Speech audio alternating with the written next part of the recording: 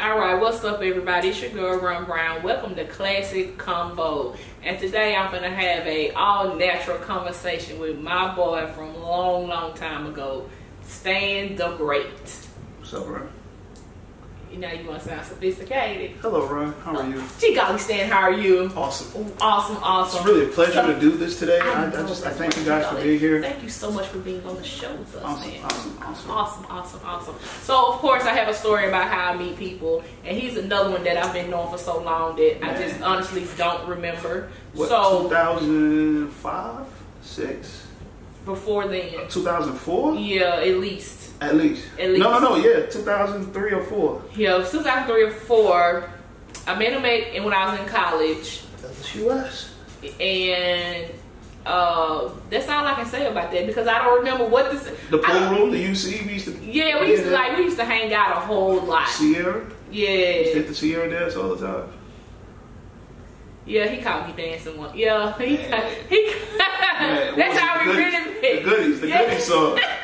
That's how we really met. Okay, so look, the story is we be watching videos in the UC, and I thought wasn't nobody paying attention, and I am a huge Sierra fan because she likes to dance or whatever, because I can dance too. But I ain't really show nobody I could dance. But then the video came on, and I done did the whole choreography. Next thing I know, Stan standing behind me like, oh my gosh, hey, you can dance? And I was like, she used to hit that little Sierra dance on the goodies.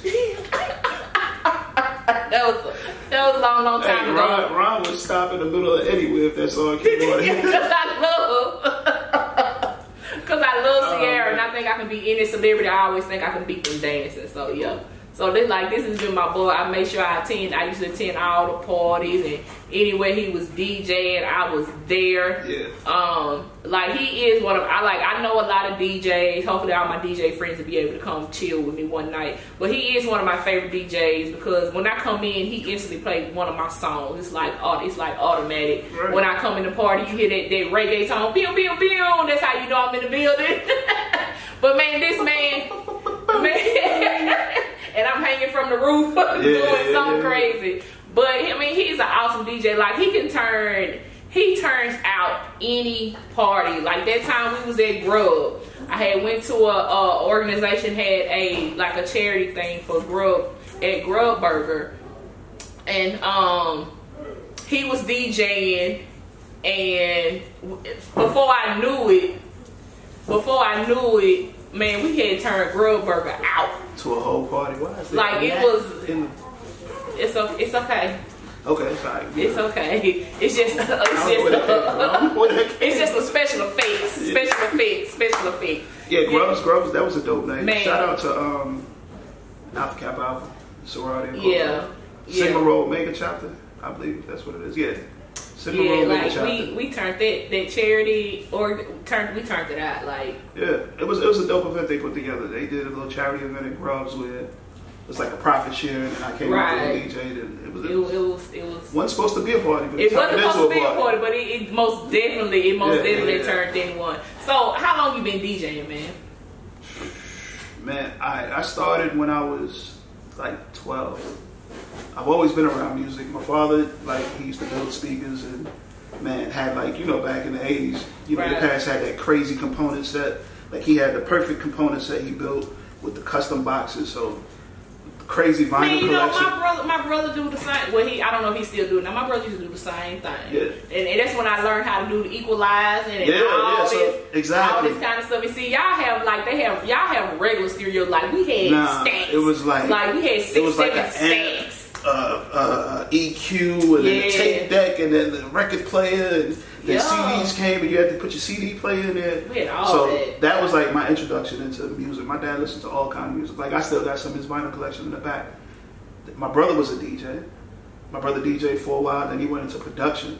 And he actually had a studio in the house we grew up in, until I was probably about 10. Mm-hmm. And then they finally moved and got a spot for their studio. So I was always around good music. Everything from Miles Davis to Kiss to early hip hop. Right. Like literally my first record was I Love Rock and Roll. Wow. And the reason why I got that record was because I used to always dig through my brother's crates. He was tired of me digging through the crates, so he gave me the 45. And you remember like the old, I'm gonna age myself. Remember Teddy Ruxpin? Yeah. He used to put it and play the record. Yeah. I used to play that record on my Teddy Ruxpin. Wow. And that was the first record that I had. So like my pops or somebody be listening to music blasting through the house, I'd grab my Teddy Ruxpin and be like, can't outbeat me. I'm gonna cut my Teddy Ruxpin all the way up. Yeah. So that was like my first record I ever had. And from there, like me and my cousin was sitting around and we was like, yo, it was a third dude, Cohen, rest in peace to Cohen. We was like, yo, we should start a DJ group, because like DJ sets was the big thing back in the day. Like it was really just dance hall, reggae and all that. I was heavy into dance. I still am into dance hall and like lovers rock, all that. And shoot, we started DJing, pulling out, just spending the little money I had on records. Right, yeah. Somebody had a turntable over here. We go buy a mix over here. It was at my aunt's house. My mom didn't even want me DJing. Really? I used to just go to my aunt's house and practice all the time. So that's really where I got my introduction into DJ. I was like 12 years old, I think. Man, that's cool. I used to act when I was young. I used to act like I was a DJ because my brother had his vinyl record player, and I used to think that DJ was just scratching. So he'll put a record on, and I just go over there and just kind of just tear it up and just tear it up and spin it around and everything else. Wearing records out, yeah, that's crazy. Yeah. After like, I guess when I moved to Shreveport when I was like 15, so I kind of laid off of it. Didn't really understand the Southern side. You gotta understand back then it wasn't like. Everything was still very much regional. So I really didn't understand the Southern sound. I really didn't like it.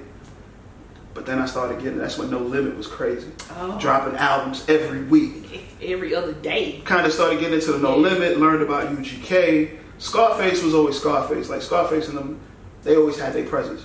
And then, you know, like got into all of that. And then I just started learning like just Southern hip hop, period.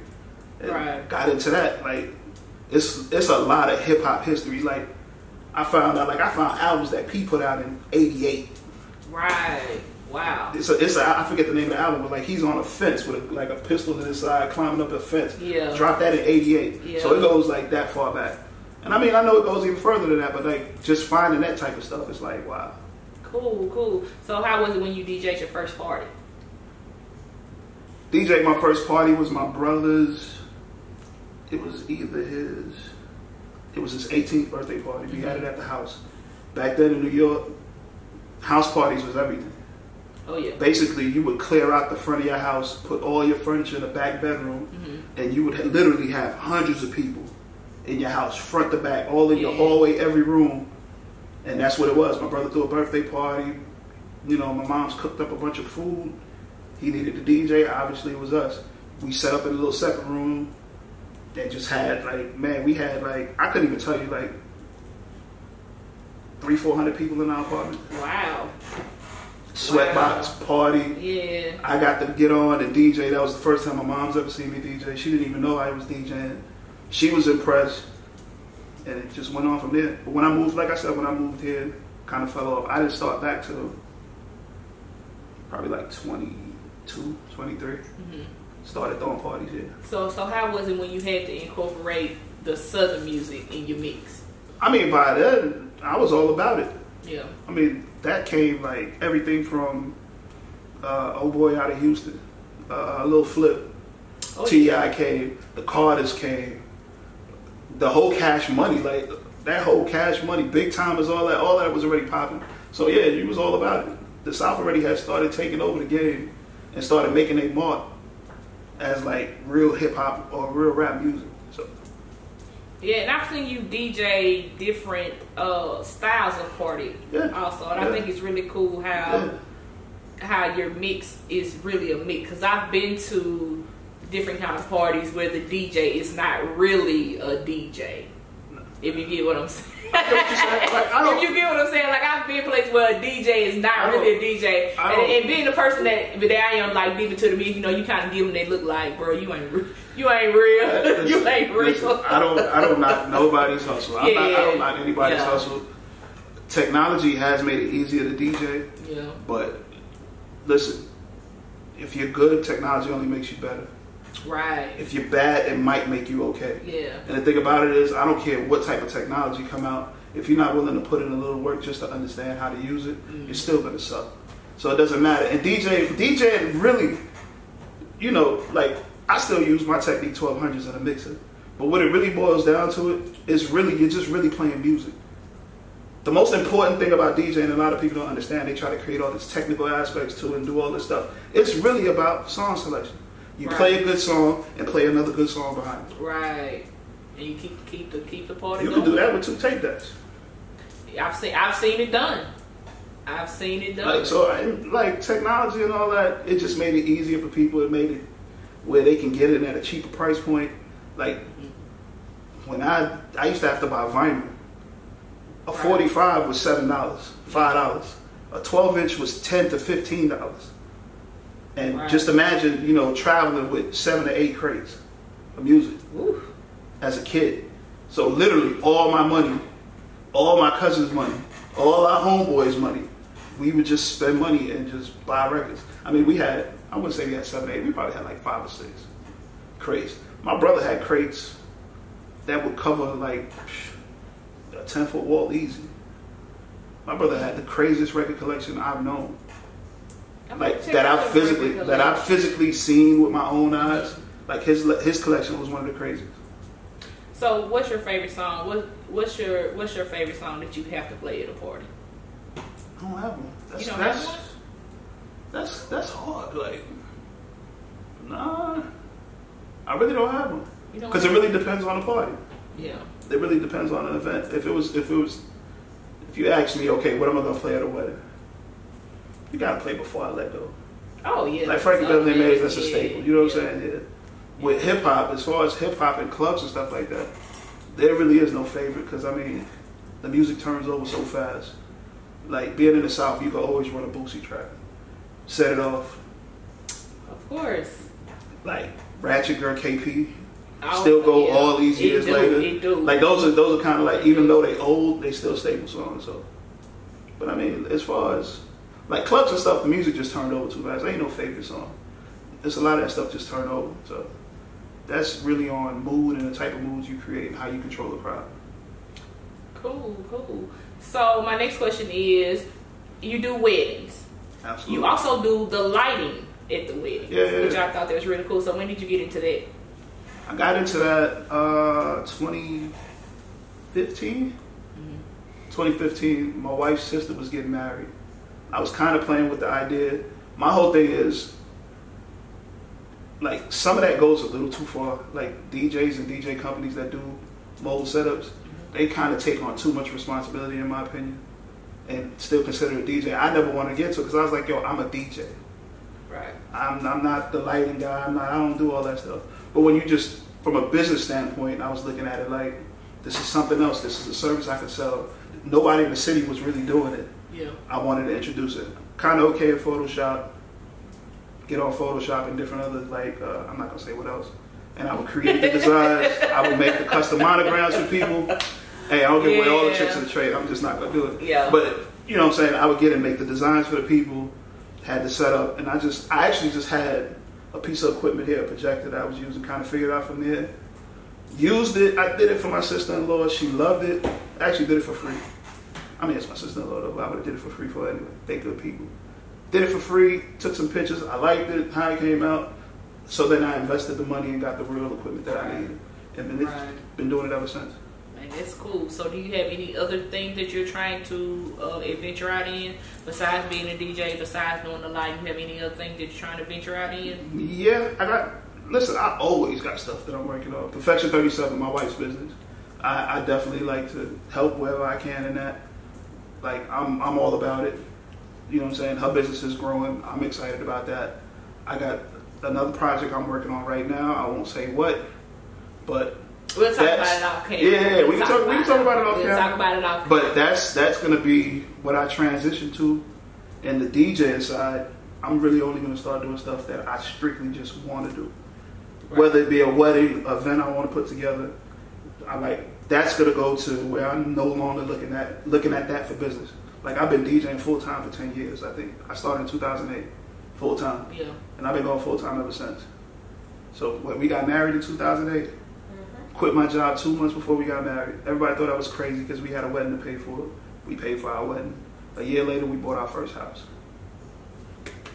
So that's what I'm I say, God is good, man. That's what I'm talking about. God definitely looked out for us. That's cool. Looks out for us, I should say. So do you have any particular kind of parties here? Because like sometimes when we're here, we always hear a certain kind of music. Like we don't never have, like I know one time y'all did a strictly for New Orleans bounce party. Yeah, we did bounce and reggae actually. Yeah. So do you have any other type of music that you would like to have, like a strictly party for that type of music, to try to put people on, different kind of stuff? No, not really. My whole thing is if I do events now and the type of events I do now, I just want people to keep an open mind. Yeah. And I'm gonna tell you what's really happening now with music, and like I noticed with anybody over 25, where as back in the day they didn't appreciate certain artists because of the direction that hip hop is going in, that they can't relate to it all. People go back and discover older music. Right. So people get more connected to some of the older stuff that they wouldn't necessarily listen to before. You can play it at the club now and they connect to it because they don't connect to some of the younger generation. Yeah, that's true, but these young folks here, ooh. But that's not, like for me, like some of these young artists, it's not for me. I don't consider it bad, but I know it's not for me. That's not my music. That ain't for me. That Pusha T, that Daytona, that was for me.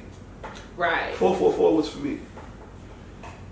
Even though it was, look, I don't know. Look, we're not gonna talk about 444. We ain't gonna talk about 444, but I think it was a dope album. That was an album for me as a genuine hip hop head, as somebody that followed hip hop and follows hip hop. That album was for me.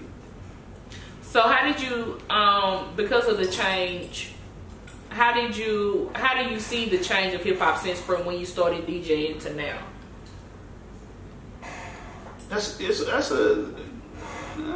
How would I explain? There's really no change. Yeah. It's the same thing. It's always been a youth-driven industry. It's still a youth-driven industry. The only difference is I'm older. I don't appreciate the new music like I would have if I was that age. Right. You know what I'm saying? Like I still listen to some of that. You still, I mean, like who ain't gonna want to turn into a Lil Baby or NBA YoungBoy if you're in the club? They got some songs that you want to turn up to, but I'm not just gonna exactly just ride around with it all day. Right. There's music that I would much rather listen to and ride around with. You know what I'm saying? Tekashi 6ix9ine. He got like Gumbo's a dope song. Casanova from Brooklyn. Casanova got some dope songs, but that's not anything I'm just gonna ride to. I'll play it at the club. Yeah. I introduce some of this market to it. Cool. So you have any? Are you DJing right now at a particular spot on a weekly basis so we can catch you? Or Not anymore. Basically, private events, anything that's open to the public, I do. I'm working on something. I'm working on something real dope with a band called Ouroboros. They're like, I love them. Ouroboros, they started out kind of like as an Afrobeat band. But like they're like look, you said that name and I acted like I'm acting like an instant groupie. When I tell you I love them, y'all need to come on my show. Y'all need to come on the show. I can make that happen. I can make that happen. Please, please. But I'm working on a show with them. We're gonna do some real creative. And I'm gonna be on the front row. We're gonna do some real creative. Yeah. Like, I'm excited for the culture. Dope. Like the concept. Once we get it together and we do it, it's gonna be dope. It's gonna be an outdoor event. It's gonna be it. I'm telling you. Oh, do y'all hear that? Look, I'm just gonna. For me, that's what I consider like my passion project. Yeah. That's the stuff where I can get really creative and just fuel my creativity. There's really the business side to it is the business side to it, but it's really I get to do what I want. Like I can get as creative as I want to with that. I think that's the dopest thing about having your own career is when you get to do whatever your mind lets you do. Yeah. I think that is so cool. The thing about that is, you know, it's a business. Like that's how that's the channel that I use to pay bills. So it's a business. I always have to take care of the business side. So I do what I need to do to make sure that I get bills paid. You know, I do a lot of weddings, even though I enjoy a lot of weddings. I do clubs, I do all of that. But when you get an opportunity just to creatively, like that feeds and fuels you, that's the fun part. Like Von Ray, when they do their fashion shows, I do a lot of their fashion. I do a lot of her mixes for her runway shows when she go out the country and all that. Right. She gives me creative freedom. She might throw a couple songs at me and be like, Stan, what can you do with that? And whatever I come up with, she's like, yo, I love it. Yeah, because I like the Ed Sheeran song you play at parties. Oh, the Ed Sheeran mix? Yeah, I think if y'all have not heard him play that, like, bruh, We turned up today at Grub Burger. I'm gonna start doing that. I'm gonna start putting out remixes because there's a lot of remixes that I mix on the fly and I'll do them on the fly. Yeah, like that's dope. I'm gonna keep using that, but I'm gonna start recording them and putting them out. Please do. We looking forward to it. Yeah. Go ahead and tell. I'm so excited about this conversation because I'm ready to see what you got going on with Ouroboros. Listen, I'm ready for it. September, October, as soon as the weather is like just good to be outside all evening, yeah. And it's gonna be like a day event. Perfect. We got the perfect location. Just we gotta put everything together and get it right. But I'm telling y'all, like, I don't know if you ever seen Ouroboros. Man, if you haven't, you missing it. That's all I can say. When I became a groupie when I first seen them. I was like, oh yeah, they got a fan. I'm here for it. You ever heard them play the original record for Rock Boys with the horns in the beginning?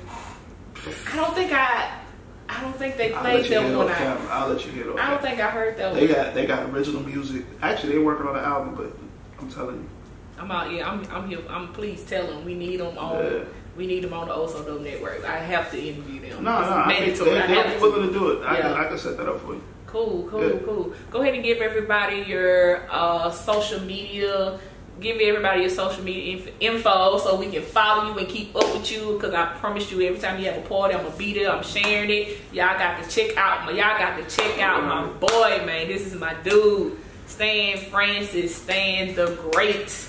Go ahead and give me information. Social media: Facebook, Stan Francis; Snapchat, Stan the Great, STANDAGREAT; Instagram, DJ Stan the Great. And I think Twitter's DJ Stan the Great. But I'm not on Twitter that much, so either hit me on the gram, Facebook, or Snapchat. And I'll make sure I put all his information in the description when I post this video on YouTube. Oh, also for business inquiries, you can 318-834-2069. Or you can email me, GreatEnt318@gmail.com. That's GreatEnt, the number 318@gmail.com.